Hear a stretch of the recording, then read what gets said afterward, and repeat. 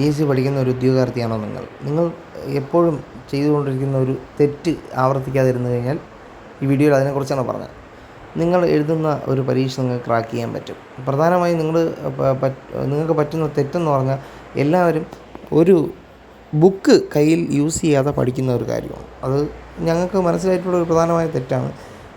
തീർച്ചയായിട്ടും ഒരു ഉദ്യോഗാർത്ഥിയാണെങ്കിൽ നിങ്ങൾക്ക് നിങ്ങളുടെ പരീക്ഷയ്ക്ക് ചോദിക്കുന്ന സിലബസിനെ അടിസ്ഥാനമാക്കിയിട്ടുള്ള ഒരു ഗൈഡ് നിങ്ങളുടെ കയ്യിൽ വേണം. അത് നിങ്ങൾക്ക് ഒരു ക്ലാസ്സിൻ്റെ നോട്ടാവാം, അല്ലെങ്കിൽ അതിൻ്റെ മെറ്റീരിയലാവാം, അല്ലെങ്കിൽ ഒരു റാങ്ക് ഫെയിലാവാം. ഏറ്റവും നല്ലത് ഒരു റാങ്ക് ഫെയിലാണ്.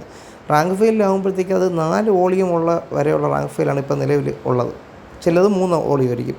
അപ്പം നല്ല റാങ്ക് ഫെയിൽ ഏതാണോ അതൊന്ന് ചൂസ് ചെയ്യുക. നല്ലത് ഏത് എന്ന് ചോദിച്ചു കഴിഞ്ഞാൽ ടാലൻറ്റ് പബ്ലിക്കേഷൻസ് നല്ലതാണ്, ലക്ഷ്യ നല്ലതാണ്. രണ്ടും ഞങ്ങളൊക്കെ യൂസ് ചെയ്തിട്ടുണ്ട്. അപ്പോൾ ഈ ഒരു ബുക്ക് യൂസ് ചെയ്താൽ നിങ്ങൾക്ക് അതിൻ്റെ മെയിൻസും പ്രിലിംസും കണ്ടൻറ്റ് ഉൾപ്പെടുന്ന ഒരു ബുക്ക് തന്നെ ആയിരിക്കും. അതിൽ അത്യാവശ്യം എല്ലാം മെയിൻസിൻ്റെ ഒരു ബുക്ക് തന്നെ മേടിച്ചാൽ മതിയാവും. അത് വെച്ച് വേണം നിങ്ങൾ പഠിക്കേണ്ടത്. ഇനി നിങ്ങൾ പഠിക്കുമ്പം ഓരോ പരീക്ഷയ്ക്കും അതിൻ്റെ ഡിവിഷൻ നോക്കി പഠിക്കണം. മെയിൻസ് പരീക്ഷ അല്ല ഞാൻ ആദ്യം പറയുന്നത്, പ്രിലിംസിനെ കുറിച്ചാണ്. പ്രിലിംസ് കടന്നാലല്ലേ മെയിൻസിലോട്ട് പോകാൻ പറ്റുള്ളൂ.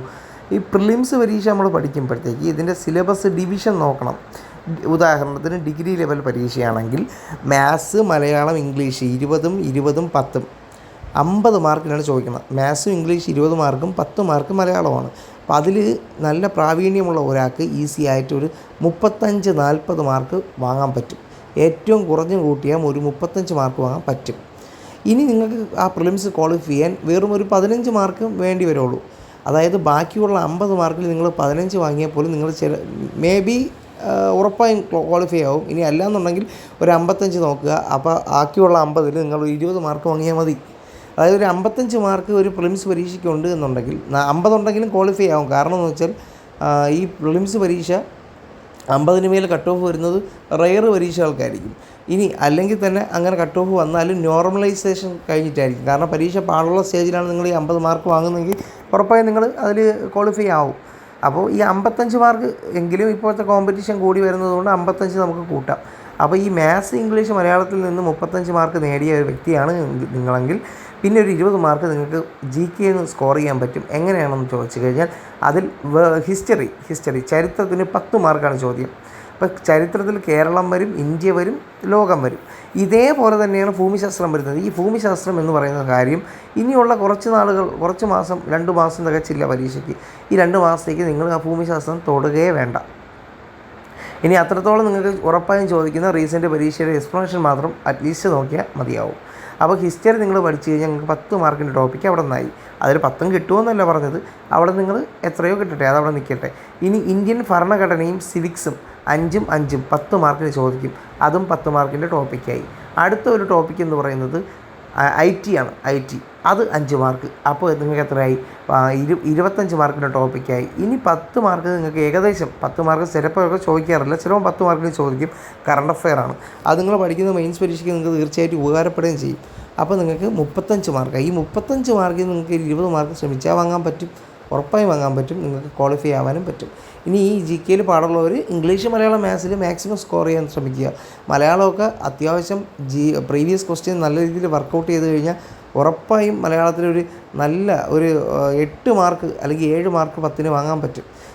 മാത്സ് പരീക്ഷ അത്യാവശ്യം ഏറെക്കുറെ ക്വസ്റ്റ്യൻസ് ആവറേജ് എല്ലാവർക്കും ചെയ്യാവുന്നതായിരിക്കും. കുറച്ച് പരീക്ഷ മാത്രം ടൈറ്റ് ആകത്തുള്ളൂ. അത് നിങ്ങളൊന്ന് വർക്കൗട്ട് ചെയ്ത് പഠിച്ചു. ഇപ്പോൾ ഉദാഹരണത്തിന് പൈപ്പും ടാങ്കും, ജാമിതീയ രൂപങ്ങൾ, അങ്ങനെയുള്ള സമയവും ജോലിയും, അങ്ങനെയുള്ള ചോദ്യങ്ങൾ ചിലപ്പോൾ ഒന്ന് കുഴപ്പിച്ചേക്കാം. അപ്പോൾ അതൊന്ന് പഠിച്ചു കഴിഞ്ഞാൽ നിങ്ങൾക്ക് ഈസി ആയിട്ടൊരു 15 പ്ലസ് മാർക്ക് വാങ്ങാൻ പറ്റും. അപ്പോൾ തന്നെ സുഹൃത്തുക്കളെ നിങ്ങൾക്ക് 15ഉം 7ഉം 22 മാർക്കായി. ഇനി ഇംഗ്ലീഷിൽ നിങ്ങൾക്ക് 20 മാർക്ക് കിടക്കുകയാണ്. അതിലും പ്രീവിയസ് ക്വസ്റ്റ്യൻസും അതിൻ്റെ എക്സ്പ്ലനേഷനും ഒന്ന് പഠിച്ചു കഴിഞ്ഞാൽ 20-ൽ 10-ൽ കൂടുതൽ ഒരു 12 മാർക്ക് നിങ്ങൾക്ക് തീർച്ചയായിട്ടും സ്കോർ ചെയ്യാൻ പറ്റും. അപ്പോൾ തന്നെ നിങ്ങളുടെ മാർക്ക് എത്ര മാർക്കായി? 34 മാർക്കായി. അപ്പോൾ നമ്മൾ ടാർഗറ്റ് ഇട്ട 35 മാർക്കിൽ ഏകദേശം അടുത്ത് വന്ന ഒരു മാർക്കായിട്ടുണ്ട്. ഇത് കൂടാതെ നിങ്ങൾ ഭരണഘടന, IT, സിവിക്സ്, ഇന്ത്യൻ ഹിസ്റ്ററി അടങ്ങുന്ന കേരള ഹിസ്റ്ററി, വേൾഡ് ഹിസ്റ്ററി, ആ ഹിസ്റ്ററി പാർട്ട് 10 മാർക്കിൻ്റെ ടോപ്പിക്ക് ഇത്രയും ഒന്ന് നോക്കുക. കറണ്ട് അഫെയർ നോക്കുക. ഇതെല്ലാം കൂടെ IT അതെല്ലാം കൂടെ ഒരു 15 മാർക്ക് നിങ്ങൾ വാങ്ങിച്ചാൽ നിങ്ങൾക്ക് ഉറപ്പായിട്ടും എത്ര മാർക്ക് നേടാൻ പറ്റും? 34ഉം 15ഉം കൂടെ ചേർന്ന് 49 മാർക്കെത്തും. ആ മാർക്ക് മതിയാകും എന്നാണ് ഞാൻ പ്രതീക്ഷിക്കും. കാരണം ഇത് ഇന്നും കൂട്ടാതെ ഇനിയും ഒരു കിടപ്പുണ്ട് ഒരു 15 മാർക്ക്. അതിൽ നിന്ന് ഒരു ക്വസ്റ്റ്യനോ 2 ക്വസ്റ്റ്യനെങ്കിലും നിങ്ങൾക്ക് കിട്ടത്തില്ലേ ഏതെങ്കിലും രീതിയിൽ. അപ്പോൾ നിങ്ങൾക്ക് അങ്ങനെ വേണം നിങ്ങൾക്ക് സ്കോർ ചെയ്യാൻ പറ്റുന്നത്. അതിന് ശേഷം നിങ്ങൾ സേഫായിട്ട് ഈ ഒരു 50 മാർക്ക് 55 മാർക്ക് അടുപ്പിച്ച് വാങ്ങിച്ചു കഴിഞ്ഞാൽ നിങ്ങൾക്ക് സേഫായിട്ട് മെയിൻസിന് ഇരുന്ന് പഠിക്കാൻ പറ്റും. ഏതെങ്കിലുമൊക്കെ ഒരു മത്സര ആധിക്യം ഉള്ള ഒരു വേക്കൻസി ഉള്ള ടെസ്റ്റ് നിങ്ങൾ അതിൽ ഏറ്റവും മിനിമം ഒരെണ്ണമെങ്കിലും ക്വാളിഫൈ ആവും. നിങ്ങൾക്ക് അപ്പോൾ മെയിൻസിന് വേണ്ടി പഠിക്കാൻ പറ്റും. ഓക്കെ, ഇപ്പം ഡിഗ്രി പ്രിലിംസൊക്കെ വളരെ പെട്ടെന്നാണ് റിസൾട്ടുകൾ വരുന്നത്. സോ ഈ ഒരു ഐഡിയ നിങ്ങൾ യൂസ് ചെയ്ത് നോക്കുക, നിങ്ങൾ തീർച്ചയായിട്ടും വിജയിക്കാൻ സാധ്യതയുള്ളതാണ്. ഓക്കെ.